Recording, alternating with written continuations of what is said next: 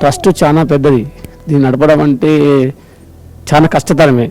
దేనికైనా డబ్బుతో ముడిపడి ఉంది కాబట్టి దాదాపుగా 600 మంది దాకా పిల్లలు, పెద్దలు, కొద్దిగా మతి స్థిమితం లేని వాళ్ళు, వృద్ధులు చాలామంది ఉన్నారు.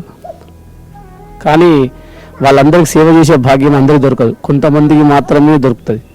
ఎంత డబ్బులు ఉన్నా కానీ సేవ చేయాలనే దృక్పథం అందరికీ రాదు, కొంతమందికి మాత్రమే వస్తుంది. వారి అందరినీ కూడా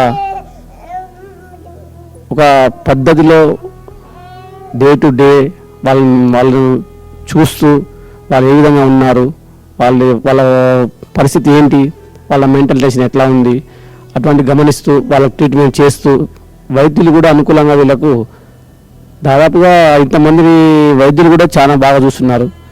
వాళ్ళ అండంలో వచ్చేసి వాళ్ళకి ఏ ప్రాబ్లం ఉన్నా చూసుకుంటా అందుబాటులో ఉన్నారు. అదేవిధంగా వీళ్ళందరూ కూడా ఇది ఒకరిద్దరితో జరిగే పరిస్థితి కాదు, చాలా మంది అయితే మాత్రమే జరుగుతుంది. బట్ దీనికి చాలా డబ్బు అవసరం అవుతుంది. కాబట్టి ఏ విధంగానైనా మా వంతు సహాయకరంగా చేయాలని ఆలోచనతో దూరం రావడం జరిగింది. చూసిన తర్వాత చాలా బాధాకరంగా ఉంది. ఇంతమంది చూసిన తర్వాత ఇంకా ఇంతమంది ఉన్నారా అన్న ఆలోచన మాలో కలిగింది.